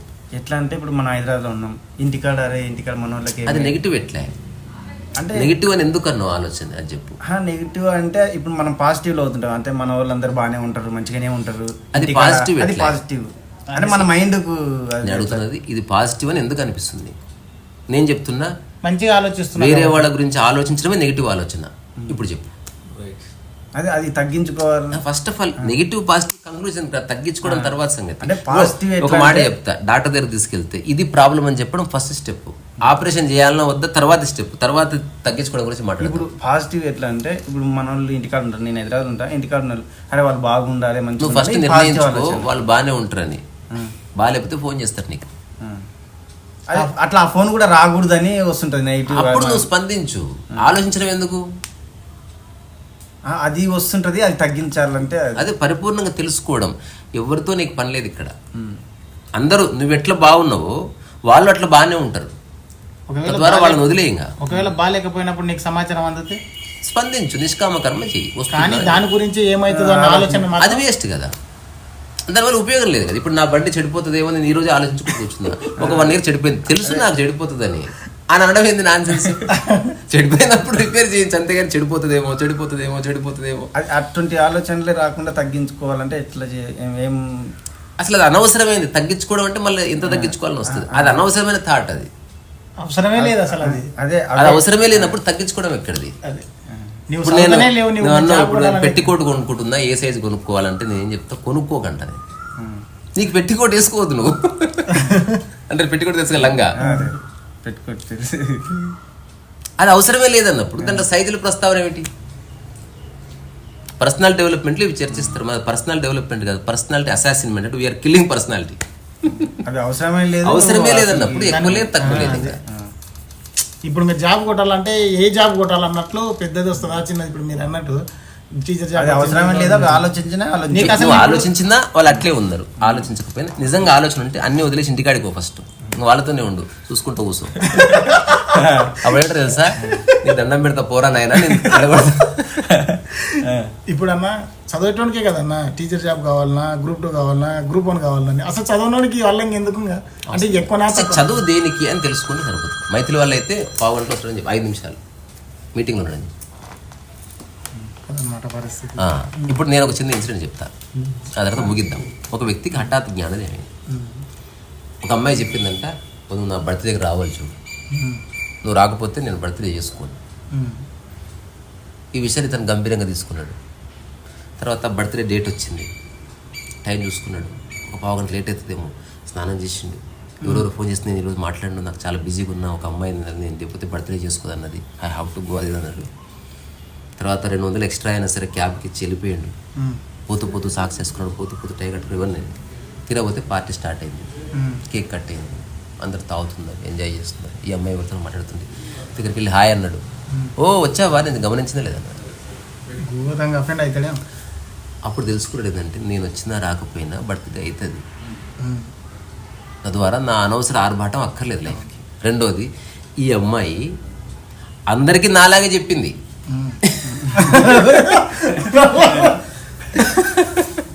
నాకు ప్రత్యేకంగా చెప్పింది అనడమే నా స్టూపిడిటీ. నేనే ఇంపార్టెంట్గా ఉన్నాను. సో అట్లా నీ కుటుంబాన్ని ప్రత్యేకంగా చూడకు, వాళ్ళు మనుషులు. నిజంగా అవసరం ఉంటే అప్పుడు ఇఫ్ అండ్ బట్స్ లేకుండా, ఎక్కువ ఫిలాసఫీ లెక్చర్స్ దంచకుండా సహాయం చేయి. అందరు ఇంకా సలహా ఇవ్వగానే, ఇంకా సమస్య చెప్పగానే సలహాలు ఇస్తారు. ఏ సలహా చెప్పక సహాయం చేయి, చేయవలసింది చెయ్యి. ఇందాక ఎవరో మా ఆయన ఏకాంతంలో ఉంటున్నాడు, నేను ఉన్నప్పుడు బాగానే హ్యాపీగా ఉంటాడు, కానీ 3rd person వచ్చినప్పుడు మాత్రం ఉండలేకపోతున్నాడు అన్న దాని మీద వివరణ ఏంటి? వివరణ మనకు సంబంధం లేదు. అందరికి వివరణలు ఇస్తూ పోకు. అట్లా అంటలేను. ఇప్పుడు నేను తమ్ముడును, అది మైండ్ స్వభావం. అంటే ఒంటరితనం ఏదో ఉంటే ఇక్కడ ఒకటి ఉంటుంది చూడు. రమణ మహర్షి గోచి పెట్టుకొని సంపూర్ణమైంది. ఎగ్జాంపుల్ చెప్తున్నా. ఒకటి గోచి పెట్టుకొని ప్యాంట్ వేసుకొని షర్ట్ వేసుకొని సంపూర్ణమవుతాడు, ఒక టై కట్టుకొని సంపూర్ణమవుతాడు, ఒకటి అంత అయిన తర్వాత షూ ఉంటేనే సంపూర్ణమవుతాడు, ఒకటి మళ్ళీ రేబ్యాన్ గ్లాసెస్ పెట్టుకుంటే సంపూర్ణమవుతాడు. అయితే ఇంకొకటి చిన్నది ఏంటంటే, జ్ఞానోదయం అయిందని ఎట్లా గుర్తుపడతాం? సంశయం పోతుంది అంతే. ఇప్పుడు నేను వచ్చి రూమ్లో కూర్చున్నా, 1/2 గంట సేపు కూర్చున్నా, సంశయమే ఉండదు. ఇంకా నువ్వు ఎక్కడున్నా ఏ సంశయం ఉండదు. సంశయం ఉండడం వేరు, ప్రశ్నలు ఉండడం వేరు. ప్రశ్నలు ఉంటాయి, ప్రశ్నలు నీ పరంగా ఏముండవు. ఇంకా ప్రశ్నలు ఉండొచ్చు. ఈ బ్యాగ్ ఎక్కడ ఉన్నావు, ఇది ప్రశ్ననే. ఈ డిజైన్ ఎట్లా చేయాలి, ఇది ప్రశ్ననే. ఏ యాప్ వాడతారు, ప్రశ్న. సంశయం అంటే ఎట్లనే ఉండను అనుకోవడం కాదు, నీ పట్ల నీకు క్లారిటీ వచ్చింది, ఏది ఎట్లా ఉన్నా ఉంటుంది. నీ పట్ల నీకే సంశయం లేదు. ఎప్పుడన్నా సంశయాలు చాలా పోయినాయి నీలో, కొన్ని 2-3 చెప్పని ఏవో పోయినాయో. ఎట్లా కూర్చోవాలన్న సంశయం వచ్చింది మధ్యన, రాలే కదా. ఎట్లా పడుకోవాలి, పోయింది సంశయం. ఏ చేతితో తినాలి, సంశయం పోయింది, పోయింది కదా. అవి ప్రకృతి పాయింట్ ఆఫ్ వ్యూలో ఉండేట్టుగా నీకు సంబంధించినవి. ఎవరున్నా లేకున్నా నీలో సంశయం లేదు. నీ పరంగా నీకే సంశయం లేదు. ప్రశ్నలు అనంతంగా ఉండొచ్చు, అట్లా ప్రాపంచికంగా తెలుసుకోవాల్సిన విషయాలు మరణించే వరకు తెలుసుకుందాం. అరే ఈ రాగం ఏ రాగం, ఇది సంశయం కాదు, ప్రశ్న మాత్రమే. సంశయం అనేది పూర్తి వ్యక్తిగతానికి సంబంధించినది. సో వ్యక్తిగా ఇప్పుడు ఆధ్యాత్మిక అన్వేషణ అంటే నా పట్ల నాకు ఏ సంశయాలైన స్థితికి చేరుకోవడానికి చదువుతున్నా, ధ్యానాలు చేస్తున్నా, గురువుకాలు పట్టుకుంటున్నా, సేవ చేస్తున్నా, అవన్నీ ఒకరోజు ఆగిపోయింది అంటే సంశయం లేదు. మళ్ళీ పని ఒక్కటే మిగిలింది పని అదే సంశయం లేని స్థితిలో పని చేయి. నీ పని నీకు ఎప్పుడు ఉంది, మళ్ళీ అది చేయవలసింది. ఇంకోటి చేసినా ఏమి కాదు, చేయకపోయినా ఏమి కాదు. సంశయం లేని స్థితిలో చేసినా ఏమి కాదు, చేయకపోయినా ఏమి కాదు. ఇప్పుడు నేనేం చేయను అంటే దాని కాన్సిక్వెన్సెస్ అన్ని అనుభవించడం కూడా నువ్వు రెడీగా ఉన్నావు, సంశయం లేదు. సంశయం లేని వ్యక్తి ఏదో ఒక పని చేసుకుంటూ ఉండాలన్నా ఏదో ఒక పని వాడు ఏం చేసిన పని అంటే మనం ఎదితే పనిలాగా కనిపిస్తుంది. ఏమి చేయకపోతే పని చేయనట్టు కాదు. ఎవరిని డిస్టర్బ్ చేయకుండా ఉండడం నిజమైన పని. అది చేస్తున్నాడు వాడు. అంతకు మించిన పని లేదు భూమి మీద. ఉద్యోగం చేయడం మామూలు పని, సైన్స్ కనుక్కోవడం గొప్ప పనులు. కానీ నీ వల్ల ఎవ్వరికి ఇబ్బంది లేదు. Then you are really working in a great deal అన్నమాట. ఆ స్థితిలోకి వచ్చినప్పుడు కానీ తెలియదు. ఇది మరి అవతల వాళ్ళు నా మీద ఆధారపడ్డప్పుడు ఎక్స్ప్లెయిన్ చేయి, భాష ఉంది కదా. ఇప్పుడు నేను ఎవరిని డిస్టర్బ్ చేస్తలేను, అవతల వాళ్ళు సరిగ్గా చెప్తే మనసు అయిపోతుంది. అది నీకు క్లారిటీ ఉంటే ఖచ్చితంగా చెప్తావు. 2 సార్లు 3 సార్లు 10 సార్లు చర్చ వస్తుంది. 11వ వాళ్ళ లోపలి క్లారిటీ వచ్చేస్తుంది. అది ఖచ్చితంగా జరుగుతుంది. నా లైఫ్లో జరిగింది, అది కూడా నా లైఫ్లో కూడా జరుగుతుంది. సో నన్ను చాలామంది అడుగుతారు, అడగడం కొనసాగదు. 2వ 3వ 4వ ఏం లేవు, వస్తుంది, ఊరిగా కూర్చొని పోతుంది అంతే. ఆ స్థితికి ఎంత తొందర వస్తే నువ్వు అంత జ్ఞానివి. అదే స్థితి 50 ఏళ్ళకి వచ్చింది అనుకో, నువ్వు చాలా అజ్ఞానంలో పడి చివరికి ఆ స్థితికి వచ్చింది. ఒకడు పక్కనున్న టెంపుల్కి వెళ్ళి ఇంకెక్కడికి పోలే, ఒకడు కేదార్నాథ్ పోయి ఇంకెక్కడికి పోలే, ఒకడు తిరుగుతూనే ఉన్నాడు ఇంకా టెంపుల్స్. ఇంకా అడగలే మనసు తిరగని. ఇన్ని చూసినావని కాదు, మైండ్ అడిగిందా లేదా. ఒకడు గుళ్ళో ఎవరు లేని దగ్గర ప్రశాంతంగా కూర్చుంటాడు, నాకు హాయిగా ఉంది అంటాడు. ఒకడేమో అంత మందిలో ఉండి అబ్బో అక్కడ ఇచ్చినందుకు చాలా బాగుంది అంటాడు. అంటే ఆ మనిషి యొక్క మైండ్ అనేది దేని మీద ఆధారపడి ఉంటుంది అట్లా ఆలోచించడం పట్ల. ఇప్పుడు ఈ 2 ఎగ్జాంపుల్స్ వ్యక్తిగతానికి సంబంధించి. నువ్వు బాగుంటే ఇంకెక్కడుందో బాగానే ఉంటావు. ఇంకా అది గుడి లేదు, ఏమీ లేదు, అసలు ఆ దారినే ఉండదు. ఇంకా ఇప్పుడు ఫర్ ఎగ్జాంపుల్ ఒక యాదాద్రి పోయి మొక్కిండ్రు అనుకో, ఫర్ ఎగ్జాంపుల్ అంటే మామూలుగా బయటికి విషయము, తమ్ముని తీసుకొని పోయినా, అరే రాజీ నేను అక్కడ పోయి మొక్కిన తర్వాత నాకు జాబ్ వచ్చింది, నువ్వు కూడా వస్తే మంచిగా వస్తుంది అని అనుకుని మొక్కిను. అది అనుకోకుండా వీడికి కూడా జాబ్ వచ్చింది.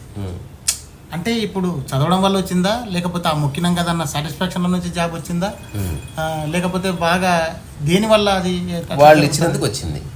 ఎవరు ఇచ్చినందుకు? ఎవరైతే జాబ్ ఇచ్చేవాళ్ళు ఉన్నారు. మరి ఇది ఇక్కడ వెళ్ళినాం కదా, ఆడిపోయినందుకు బాధ్యత మీరు కూడా ఆడిపోతే అది నువ్వు ఎన్నో లింక్ చేసుకోపోయి, అది నీ ఛాయిస్. అదే చెప్పు, నీ ఛాయిస్. ట్రుత్ ఏంది, వాళ్ళ జాబులు ఇస్తున్నామని చెప్తేనే కదా ఇవంతా చేసింది నువ్వు. All credit goes to them. మధ్యలో ఇవి జరుగుతున్నాయి కదా, అవి ఉన్నా లేకుండా వస్తుంది. ఐన్స్టీన్ ఏనాడు గుడికి పోలే, ఎంత గొప్ప రహస్యాలు కనుక్కున్నాడు. అది కండిషన్ కాదు, అది నీ మానసిక స్థితి. ఒకటి ఉందని నమ్మితే, ఇప్పుడు నాకు తెలిసిన ఒక ఫ్రెండే నాకు నల్లతాడు కట్టుకుంటేనే మంచి అవుతుంది. నేను చెప్పిన నల్లతాడు ఎప్పుడు మర్చిపోకుండా. నువ్వు లింక్ పెట్టేసినావు, దాన్ని పోకుండా చూసుకో. ఒకవేళ అది ఉన్నందుకే మనసు హ్యాపీగా ఉందేమో, అందుకు ఉంచుకో. ఇంకా అది నీలో భాగం చేసుకో, ఇంకా అయిపోయింది. టెంకాయ కొట్టి బయటకు వెళ్తేనే మంచిగా అయితే నువ్వు నమ్మితే రోజు టెంకాయ తెచ్చుకో, కొట్టుకో, బయటకు పో. కానీ అందరినీ బలవంతం చేయకు. నీ సక్సెస్లో దాని పాత్ర ఖచ్చితంగా ఉంది. అనవసరంగా టెంకాయ తిరిగి ఇచ్చినావు అంతే. ఇక్కడ చిన్న పంచు. ఇప్పుడు జ్ఞానోదయం కలిగిన వాళ్ళని మనం చాలా ప్రశ్నలు అడుగుతాం కదా, వాళ్ళు ఇచ్చే క్లారిటీ ఏంటంటే నువ్వు మూర్ఖుడుగా ఉంటానంటే ఎప్పటికీ ఉండవు అంతే. నీ ఛాయిస్ ఏమిటి అసలు? వాటి నేను ఒక చిన్న 2-3 ప్రశ్నలు అడుగుతా, ఆన్సర్ చూద్దాం. ప్లెజెంట్నెస్ కోరుకుంటావా నువ్వు లైఫ్లో, అన్ప్లెజెంట్నెస్ కోరుకుంటావా? So that is your choice. ఇప్పుడు నువ్వు చేసే పనుల వల్ల ప్లెజెంట్నెస్ వస్తుందా, అన్ప్లెజెంట్నెస్ వస్తుందా చెక్ చేసుకో. అన్ప్లెజెంట్ వచ్చేదంతా నీది కాదు, వదిలేదాన్ని. ఏదైనా విషయం జరిగింది, బట్టలు అందం కోసం వేసుకుంటావా, కంఫర్ట్ కోసం వేసుకుంటావా? కంఫర్ట్ లేదా, ₹1,00,00,000 దాన్ని తీసి బయటపడి, ₹1,00,00,000 మా మామ ఇచ్చిండు, అత్త ఇచ్చింది అని వేసుకోకు. కంఫర్ట్ లేదంటే అయిపోయింది. అట్ట కాకుండా నేను కోట్ వేసుకుంటే నాకు రెస్పెక్ట్ ఉందంటే నువ్వు ప్రపంచం ఎక్కిపోయింది. మన జీవితంలో అట్లా ఎదుటి వ్యక్తికి విలువైనప్పుడు వాళ్ళ దగ్గర మనం సాంగత్యం చేయడం కానీ, వాళ్ళతో పాటు కలిసి ఉండడం కానీ ఎంతవరకు విలువ అంటే వాళ్ళు చెప్పిన విషయానికి మనం మన యొక్క సమయాన్ని కానీ, మన యొక్క పరిస్థితిని కానీ వాళ్ళకు అంటే విలువ అంటే ఎట్లా? ఇప్పుడు విలువ అంటే ఇప్పుడు రేస్ అన్న ఉన్నాడు, అన్న గొప్పవాడురా అంటే అన్న చెప్తున్నాడు కాబట్టి వినాలరా, అఫెండ్ అవుతాం కదా, దగ్గర ఉంటున్నాం కదా. నేను అంటున్నది అది నేను ఎప్పుడు చెప్పలే కదా, ఉమ్, నీ ధారణలు నీవే, ఉమ్, మనకు సంబంధం లేదు దాంతో. ఉమ్, అదే అంటున్నా, ఎదుటి వ్యక్తిని కన్ఫర్మ్ చేసుకుని ధారణ క్రియేట్ చేసుకో. ఎగ్జాంపుల్, నువ్వు నన్ను అడుగు, నువ్వు గొప్పవాడివి అని అడుగు, ఉమ్, నువ్వు గొప్పవాడివా? నేను కాదు. తద్వారా ఎవరికి చెప్పక నేను గొప్పవాడిని. నేనే చెప్పిన తర్వాత నువ్వెవడు చెప్పడానికి? ఓకే. నువ్వెందుకు ధారణకు వచ్చిన నేను గొప్పవాడిని? నేనే చెప్తున్నా నేను కాదు, నేను కౌనికగా గొట్టంకా మహారాజ్ అని పేరు పెట్టుకున్నా నేను. సో శ్రీ శ్రీ శ్రీ పరమ పూజ్య కౌనికగా గొట్టం మహారాజ్ అని టాక్ ఉంటుంది అది. నేనే నా గురించి అంటే చెప్పిన తర్వాత నువ్వు గొప్పగా అనుకున్నావు, నీ ధారణ అది, నేను కాదు అది. ఇది ఎట్లుందంటే మామూలు చీరని పెళ్లి చీర చేసినట్టు నీ ధారణ అది. అంటే అదొక తంతప్పుడు చేయాలి కాబట్టి దానికి ఒక పేరు. సో నేను చెప్తున్నా, నేను సజీవంగా ఉండి చెప్తున్నా, నీవెంతో నేనంతే. అట్లా అక్కడి నుంచి నాతో చర్చ కలిపినావు అనుకో, తొందర ఆన్సర్ చిక్కుతుంది. ఇప్పుడు నువ్వు అనగలుగుతున్నావు ఆ మాట, నీకు తెలిసినప్పుడు నువ్వు ఆ మాట అన్నావు, నాకు తెలియాలి కదా అది. ఫస్ట్ నమ్ము దాన్ని, చెప్పిన దాన్ని. ఇప్పుడు ఇది బ్లాక్ పెన్ను అంటే నువ్వు నమ్ముతున్నావు, ఒకసారి రాసి చూసినావు, నాతో ఉంటే తెలుస్తుంది నీకు. ఇప్పుడు అట్లీస్ట్ ఒక 7 సార్లు 8 సార్లు కలిసినావు కదా, నీకు కొంత తెలిసే ఉంటుంది. ఒకవేళ నేను చేసింది యాక్టింగ్ అనుకో, అదే తెలుస్తుంది. ఇది నా సహజస్థితి అనుకో, అదే తెలుస్తుంది. మిమ్మల్ని కలవకపోతే కలవని వాళ్ళ సంగతి మనకు సంబంధం లేదు. వాడు ఏదన్నా ధారణ క్రియేట్ చేసుకోవచ్చు. నువ్వు ఎదురుగుండి కలిసి కూడా ధారణలో ఉన్నావు అనుకో, అది నీ ప్రాబ్లం. Okay okay. రెండోది, నేనే చెప్తున్నా అలాంటిది ఏమీ లేదన్నప్పుడు ఆయనే చెప్పిన తర్వాత ఆయన ఏం గొప్పడు కాదు, దాని అర్థం రెస్పెక్ట్ ఇవ్వద్దని కాదు. ఇప్పుడు నువ్వు నేను ఉన్నాము, ఓకే, మన ఇద్దరికి అనేది తెలుస్తుంది కానీ తమ్మునికి తెలియదు కదా. అది ఆయన చూసుకుంటాడు, నీకు సంబంధం లేదు. ఇప్పుడు ఆయనకు కడుపు నొప్పి వస్తే ఆయన చూసుకుంటాడు కదా. Let him deal with his life. You are nobody to interfere and correct. మనిషి ఎలా ఉండాలంటే మీ పాయింట్ ఆఫ్ వ్యూ చెప్తారు. మనిషి ఎలా ఉండాలంటే చెప్తే కదా, నీ ఎగ్జిస్టెన్స్ వల్ల ఎవరికి ఇబ్బంది కలగనట్టు ఉండు. ఎగ్జిస్టెన్స్ అంటే నీ ఉన్నావు, అసలు నువ్వు ఉన్నట్టు తెలియకూడదు. మైథిలియా, ఒక 2 నిమిషాలు అని చెప్పు. అదే మనిషి ఎలా ఉండాలంటే మీ ఎలా నీ ఉన్నట్టు తెలియకూడదు ఎవరికి. అట్లా ఉండి చూడు, ఒక వారం రోజులు ఇంటికి పో, జస్ట్ ఓ మూల కూర్చొని నీ పని నువ్వు చేసుకుంటున్నావు. అవసరమైతే మాట్లాడు, ఎవరైనా మాట్లాడితే మాట్లాడి, ఫైట్ చేయి. అదే ఇప్పుడు నేనే ఎలా ఉండాలి అనుకుంటే, మనిషి నేనే ఎలా ఉండాలి, నువ్వు ఉన్నట్టు నీకు తెలియకూడదు, అట్లుండు. నేను ఉన్నట్టు తెలియకుండా బతికితే నిరంతరం సంఘర్షణ ఉన్న మనసు నీకు తెలియకూడదు, ఒక ప్రవాహంలో ఉన్న మనసు తెలియాలి. ఎగ్జాంపుల్ ఏమన్నా ఎగ్జాంపుల్? ఒక పనిలో నుంచి ఇంకో పనిలోకి వెళుతూ పో, దానికి ఏ గొప్పదనాన్ని ఆపాదించు. ఒకే పనిలో ఉంటూ అట్లా ఉండడానికి. ఒకే పనిలో ఉండడం ఏమీ లేదు, అది కూడా నీ దారిని. ఒకే పనిలో మళ్ళీ 1,00,000 పనులు ఉన్నాయి. నేను పెయింటింగ్ వేయడం ఒక పని, మరి బ్రష్ కడగడం అది వేరే పని కాదా? అనుకుంటే బ్రష్లు కడగడానికి ఒకటి ఉద్యోగం ఇవ్వచ్చు, అప్పుడు వేరే పని ఎట్లయితుంది? ఒక పనిలో 1,00,000 పనులు ఉన్నాయి, ఒక్క పని అనేది ఎప్పుడు లేదు. మళ్ళీ అట్లాంటప్పుడు ఒకటే పనులు అన్ని ఉన్నప్పుడు మారుకుంటూ పోవడం ఎందుకు? మారుతూ పో, నువ్వు ఏమన్నా మారని, నువ్వు మారకు. ఎగ్జాంపుల్, ఈ పెన్ ఇచ్చిన, నెక్స్ట్ నీకు బంగారు ఉంగరం ఇచ్చిన, ఒకలా పట్టుకో. ఇంత విలువను ఆపాదించవద్దు, దాన్ని ఆపాదించకు. విలువను ఆపాదిస్తున్నది నీ ధారణనే తప్ప నీ మనసు కాదు. నీ నిజమైన మనసు ఎప్పుడు విలువను ఆపాదించదు. అన్న అన్నప్పుడు అన్న, గురువు అని చెప్పి పైన పెట్టొద్దు. పెట్టు. అన్నాను, గౌరవం ఉందా, అది నీకు సహజంగా కలిగింది. ఇప్పుడు నేనే రీసెంట్ గురువు గారు చెప్పండి, నేనైతే గురువుని కాదన్నా, మీరు కాదని చెప్పారు, నేను ఒప్పుకుంటున్నా, కానీ నాకు అట్లా పిలవాలనిపిస్తుంది, ఏమన్నా ప్రాబ్లం అని అడిగాడు. ఏం ప్రాబ్లం లేదు. రెండోది, నువ్వు నెక్స్ట్ వాడుకోవన్నా ఏం ప్రాబ్లం లేదు, ఇది కూడా చెప్పిన నేను. సో దానివల్ల నాకు ఆనందం రాదు, సంతోషం రాదు, గౌరవం రాదు. అది జస్ట్ ఒక సంబోధన మాత్రమే గుర్తించిన కాబట్టి పిలుచుకో, అయిపోయింది అక్కడతోటి. నేను ఇరుక్కోలే అందులో, అంటే ఫ్రీగానే ఉన్నా. ఇంకోటి, ఇప్పుడు ఏ విషయానికైనా బాధపడకుండా ప్రశాంతంగా ధైర్యంగా ఉండాలంటే అసలు బాధ నిర్వచించు. ఎందుకు వస్తుంది బాధ? జాబ్ వస్తలేదు కాబట్టి. అదే సో కారణం అది. సో జాబ్ నిర్వచించు. జాబ్కి ఎందుకు లింక్ పెట్టినావు, అదే అల్టిమేట్ అని ఎందుకు అనిపిస్తుంది, అది లేకపోతే లైఫ్ లేదా, అన్నిటినీ అన్వేషించి జవాబులు తెలుసుకో. తల్లిదండ్రులు ప్రేమగా చూసుకున్నాం కదా, వాళ్ళ ఎగ్జిస్టెన్స్ అయిపోతే మనం వాళ్ళు ఇప్పుడు ఎమ్మెల్యే కావాలని కోరుకుంటే అయిపోయింది. వాళ్ళ మనసు అబ్బా అది. నువ్వు చెప్పవలసిందల్లా నాకు ఏది సాధ్యం అది చేస్తా, మీరు నన్ను ఎట్లాగైనా ట్రీట్ చేయండి, but I always like you అని నువ్వు కన్వే చేయగలగాలి నీ ప్రవర్తనతో. అంటే ఇప్పుడు మనకు బాధ ఎట్లా వస్తుందంటే దానికి ఎందుకు వస్తుంది, దానికి మనం అది రాకుండా ఏం చేయాలి. ఇప్పుడు నాకు ఎప్పుడు బాధ కాదు, ఎగ్జిస్టెన్స్ బాధ ఒకటే అన్నారు. అదే భయం, అది బాధ కాదు. ఏదైనా నొప్పి అయితే సహజంగా నొప్పి వల్ల కలిగే బాధ నేను అంగీకరిస్తాను, నేను ఎప్పుడు దాన్ని దాచిపెట్టాను. అబ్బా కుయ్యో ముర్రు అని మూలకు వండుకుంటూ కూడా. కానీ దాన్ని సింపతిగా మార్చుకోవడం, చర్చో అది మళ్ళీ వేరే వాళ్ళకి వెళ్ళిపోతుంది అది. అట్లేం లేదు. బాధపడకూడదు అంటే దాని గురించి అదేమిటో తెలిస్తే కదా. ఇప్పుడు దాని నిర్వచనం ఏమిటో నువ్వు తీసుకో, ఒక టైం 1 month తీసుకో. ఏదన్నా ఒక దానికి కారణం బాధపడ్డ సందర్భం ఉంటుంది కదా, దాన్నే సబ్జెక్ట్ పెట్టి చూడు దాన్ని అసలు. అప్పుడు నీకు లాజిక్ దొరుకుతుంది. నెక్స్ట్ అలాంటి సందర్భం వచ్చినప్పుడు కొంచెం దానికి దూరంగా ఉండి డీల్ చేసి పక్క తప్పుకో, అంతే తప్ప బాధపడకు. అవసరమైతే దాన్ని డీల్ అన్న చేయాలి, లేకపోతే పక్కన తప్పుకోవాలి. బాధపడితే ఉద్యోగం వస్తే అయితే నేను ప్రతిరోజు బాధపడాలంట. నేను వై నాట్? చదివితే ఉద్యోగం వస్తుంది నాకు తెలుసు, కానీ బాధపడితే ఉద్యోగం వస్తుంది నేను ఎప్పుడు వినలేదు. బాధపడ్డం వల్ల నువ్వు అసలు చదవలేవు చక్కగా, భయమే ఉంటుంది.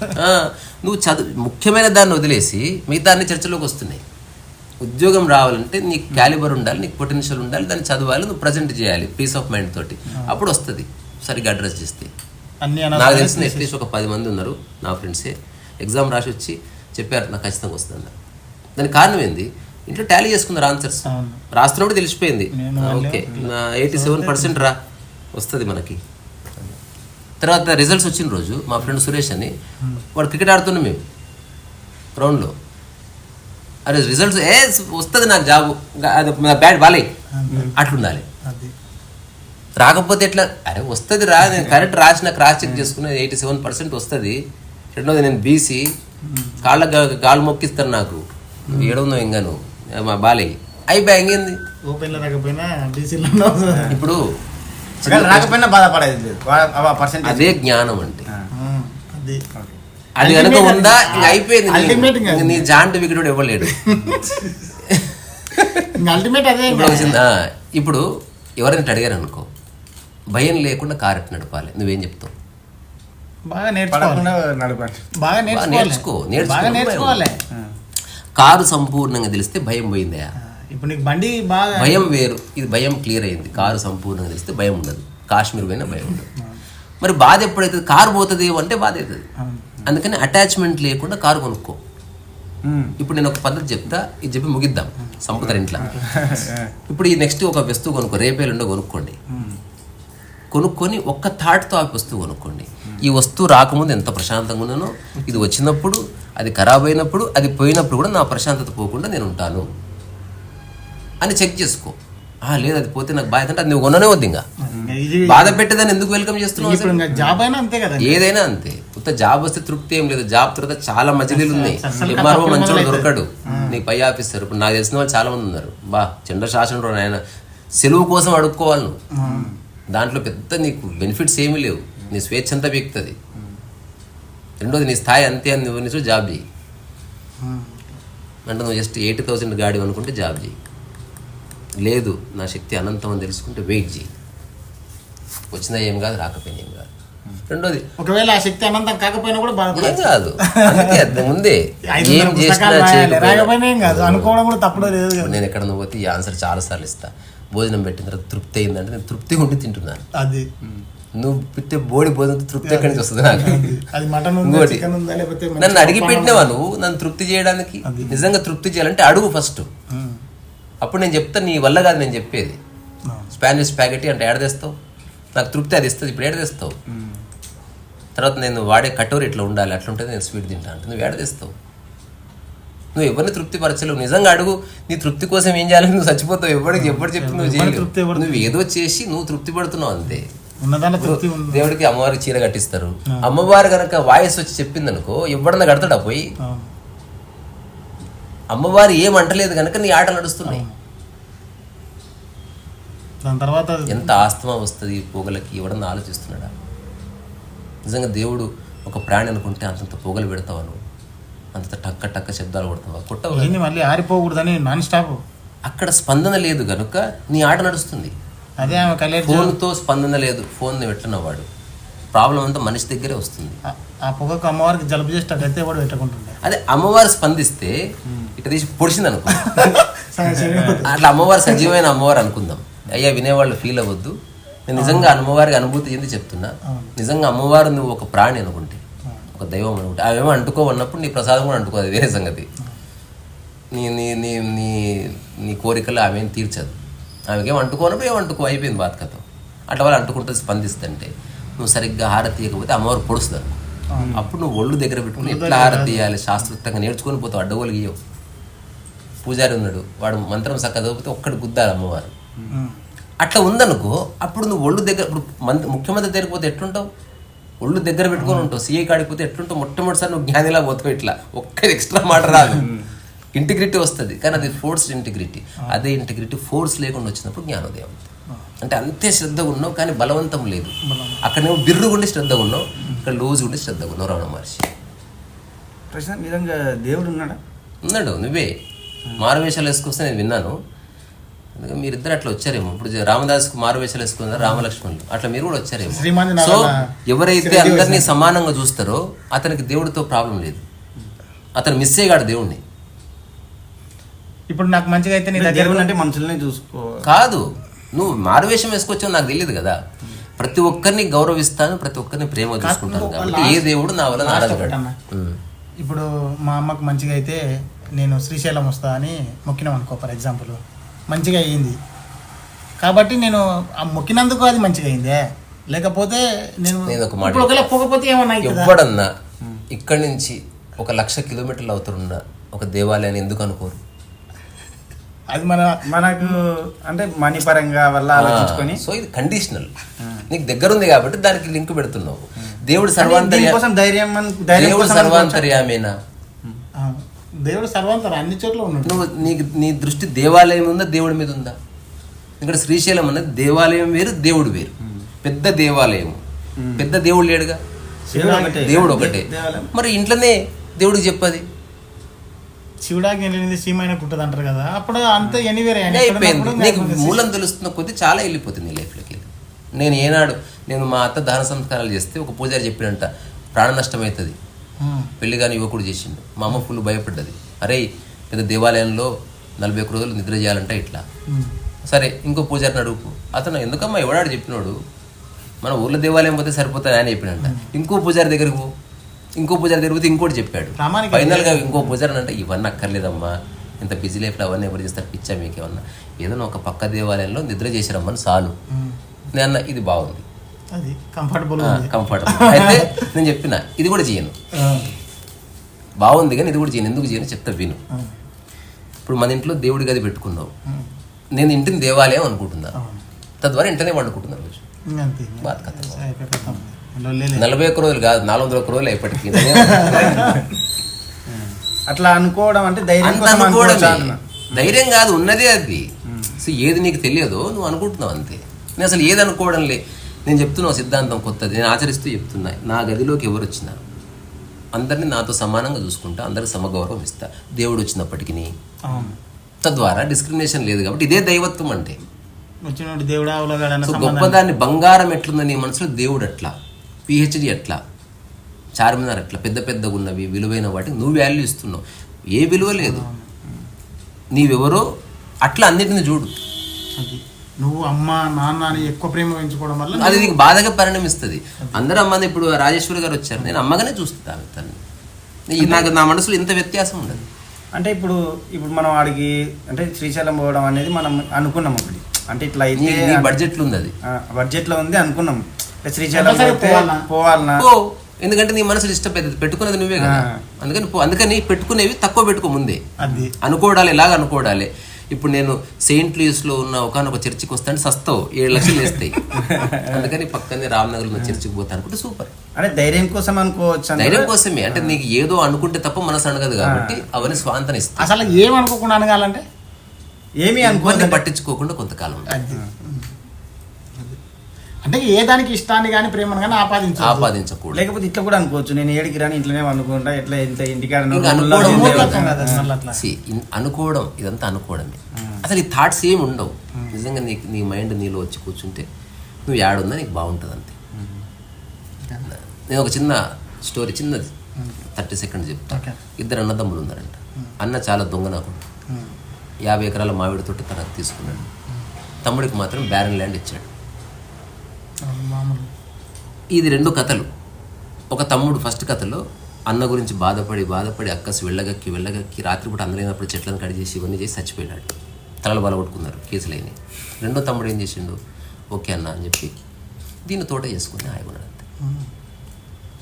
ఇది నేను చేస్తున్న పని. ఇంక నువ్వు అన్నను వదిలే, ఇంకా అన్న పొలం కూడా తీసేసి, నీకు ల్యాండ్ ఉంది, విత్తనాలు తెచ్చుకో, తోట పెట్టుకో, పని నడుస్తుంది. నీకు నచ్చిన తోట పెంచుకో. ఇప్పుడు ఆల్రెడీ ఎప్పుడో అయ్యలు నాటిన చెట్లు, నీకు ఆ పాత ఎందుకు? Create your own world. మళ్ళీ ఒక్కసారి చెప్పనా, అంటే అన్న తీసుకుపోయాడన్న బాధ వేరు, ఇట్లా అందరూ ఉంటారు. అసలు అన్ననే వదిలే, ఇంకా ఆ పొలాన్ని వదిలే. నీకు బ్యారన్ ల్యాండ్ వచ్చింది, ఎక్కువనో తక్కువనో వచ్చింది, దాన్ని అందంగా మార్చుకోవడానికి నీ శక్తిని వినియోగించు. లేని దాన్ని ఎట్లా మార్చలేవు. అన్న మీద ద్వేషం లేదు, ఏమీ లేదు. ఇంకా ప్రతి సంవత్సరం పండిన పళ్ళని అన్నకు కూడా కొన్ని, అన్న ఏనాడు నీకు ఇవ్వలేదు, ఆయన ఇవ్వకపోతే నువ్వు ఇవ్వకపోవడం ఏమిటి? ఇప్పుడు నేను ఒకసారి ఒక కాన్వర్సేషన్ జరుగుతుంది, అట్లా కాదురా బాడకో, నువ్వు ఎట్లా ఎందుకు చేసినావు అని ఒకడు అంటున్నాడు నన్ను. నేను అట్లా కాదండి అని అంటున్నా. ఇంటున్న వ్యక్తి చాలా ఫీల్ అయ్యిండు. అది ఆయన వాడుకో గిడుకో అంటే నువ్వు రెస్పెక్ట్ ఇస్తుంటే అది వాడి స్వభావం, ఇది నా స్వభావం. వాడు నన్ను బండబూతులు తిట్టిందా, నేను గౌరవంగా మాట్లాడతాను. ఇది నేను నిర్ణయించుకున్నా. నేను ఎంత గౌరవం ఇచ్చినా వాడు బండబూతులే తిడతాడు. వాడు నిర్ణయించుకున్నాడు. క్యాకర్ మా ఇద్దరికి లేని కాన్ఫ్లిక్ట్ నీకెందుకు? మా ఇద్దరికి ఏ కాన్ఫ్లిక్ట్ లేదు, బాగానే ఉన్నాం. జోడు మియా బస్ట్ మియా, నీకెందుకు మధ్యన ఇబ్బంది అవుతుంది. చూడకు, చోరు మూసుకో అంతే. లాస్ట్ ఇప్పుడు బాగా డబ్బు సంపాదించుకోవాలనుకుంటే బాగా డబ్బును నిర్వచించు. నేను చెప్తున్నా, నువ్వు ఎప్పుడు సంపాదించలేవు. ఈ సత్యం తెలుసుకో. నువ్వు ఎప్పటికి ఎలన్ మాస్క్ కంటే ఎక్కువ సంపాదిస్తావా బాగా అంటే? అయిపోయింది. మనందరం ఎలన్ మాస్క్ ముఖేష్ అంబానీ కంటే మనందరం బీదవాళ్ళమన్న విషయాన్ని గుర్తు. ఇదే సత్యం అంటే. దానికి ఒక లిమిట్ అనేది లేదు కదా. లేదు, బాగానే దాన్ని నిర్వచించు. చెప్పనా? నీ మనసు తృప్తి పడేంత అని బాగా అంటే. నేను 100 రూపాయలతో తృప్తి పడే టైప్. నేను తద్వారా నేను చాలా బాగా సంపాదించుకున్నాను. ఒక పిల్లవాడు నా దగ్గరకు వచ్చింది, రా బాలాజీ అనా, అసలు కరోనాకు ముందు చేతుల పైసలు ఇట్లా గలగలలాడుతుంటే అసలు ఇప్పుడు భలే ఇబ్బంది అవుతుంది, విపరీతంగా సంపాదిస్తుంటే. ఇట్లా 3 రోజులు నడిచింది చర్చ ఓ టెంపుల్లో. నిజంగా వాడు ఎట్లా చెప్తున్నాడంటే, అసలు అటు పైసలు ఇటు పైసలు జోల పైసలు, అమ్మ డ్రా తీసిన పైసలే ఉంటున్నానా, ఇప్పుడు అంతా పోయింది. ఒకసారి అట్లా అసలు ఎంత సంపాదించు నెలకు అడిగా, 11-12 నెలలు తక్కువ వచ్చేది కాదు కదా అన్న. అమ్మాని కూడా అట్లా ఎప్పుడు పైసల గురించి నేను ఎమ్మడి ఓ అని ఊరుకున్నది. అది ఒక్కొక్క క్షణంలో గంటలు సంపాదించేటోళ్ళు. ఒక్క 6 నిమిషాల పర్ఫార్మెన్స్ లో 4 లక్షలు ఎర్న్ చేసిన రోజులు ఉన్నాయి. అది జస్ట్ మనీ అంతే. అది ఆనందాన్ని ఏదో బాధ, అది అవసరాన్ని తీరుస్తుంది. 4,000 వచ్చిన రోజు కూడా ఉంటుంది. అవసరం తీరుస్తుంది డబ్బు. నీ తృప్తికి లింకు పెట్టకు దాన్ని. ఈరోజు పొద్దున్న ఒక ఆయన ఫోన్ చేశాడు నాకు. మీరు చెప్పిన ఒక స్టేట్మెంటు నా 20 ఏళ్ళ ఆధ్యాత్మిక ప్రయాణానికి ఒక ఫుల్ స్టాప్ పెట్టింది అన్నారు. ఏమిటో చెప్పండి అన్నారు. నీ మూల స్థితిని ప్రపంచానికి తాకట్టు పెట్టకన్నారు కదా, నాకు చాలా బాగా అర్థమైందండి అది. ఇంకా ఏంటన్నా, ఇంతే సార్ భయాన్ని పెట్టేసి అలా ఉంటుంది వ్యాఖ్య. ఏం లేదు, చెప్పడానికి ఏం లేదు. ఇంకొకటి అతను ఒక మాట అన్నాడు, సద్గురుని కలవాలనుకొని ఎంతో ప్రయత్నం చేసిన, చివరికి 3 లక్షల అపాయింట్మెంట్కైనా పర్వాలేదు అనుకున్నారు, నాకు టైం దొరకలేదు. ఎప్పుడైతే మీరు అందుబాటులో ఉన్నారని తెలిసిందో ఆసక్తి పోయింది నాకు. ఇది యాక్చువల్గా నేను ఇదే అని అంటున్నా. మొన్న ఒక టాక్లో మాట్లాడుతున్నప్పుడు కూడా 2017-16 ఆ టైంలో నా దగ్గర కూడా ఒక పెద్ద చేసిండ్రు. నేను అక్కడ ఇరుక్కపోయినా అంటే ఇట్లా మామూలుగా వచ్చే వాళ్ళ పరిస్థితి, మా పరిస్థితి ఏంటి? తర్వాత మీకు జీవిత లక్ష్యాలు లేవా అని ఒక ఆయన అడిగాడు అమెరికా నుంచి. నేను చెప్పాను, నిజంగా నాకు జీవిత లక్ష్యం ఉంటే నీతో మాట్లాడింది అన్న. బిజీగా ఉంటాం కదా. నా లక్ష్యానికి ఉపయోగపడితే నీతో మాట్లాడగలుగుతా. ఉపయోగపడితే నీకు డబ్బు ఉందా, నువ్వు మ్యాన్ పవర్ తీయగలవా, నాకు బిల్డింగ్ కట్టిస్తావా, ఇవి చూస్తే నేను నాకే లక్ష్యం లేదు కనుక అందరూ సమానం కనుక ఇది కూడా పరమోత్కృష్టమైన మీటింగ్. నా దృష్టిలో అత్యంత ఉత్తమమైన మీటింగ్ ఇది. రేపే భూకంపం వచ్చిపోతే మన చివరి మీటింగ్ చాలా అర్థవంతంగా జరిగింది. డిస్క్రిమినేషన్ లేకుండా, ఎవరి మీద ఏ ఇంపోజిషన్ లేదు, ఎవరికి ఏ పద్ధతి ఆపాదించలే, మంత్రాన్ని ఆపాదించలే, డబ్బు ఎక్స్చేంజ్ కాలే, నువ్వు నీలాగే ఉన్నావు నేను నాలాగే ఉన్నా, ఏ గౌరవాన్ని ఎవరు కోరుకోలేదు, ఎక్స్చేంజ్ అయింది. ఇది అత్యంత సత్యవంతమైన మీటింగ్. వర్షం పడతలేదు కదా, సరే మళ్ళీ.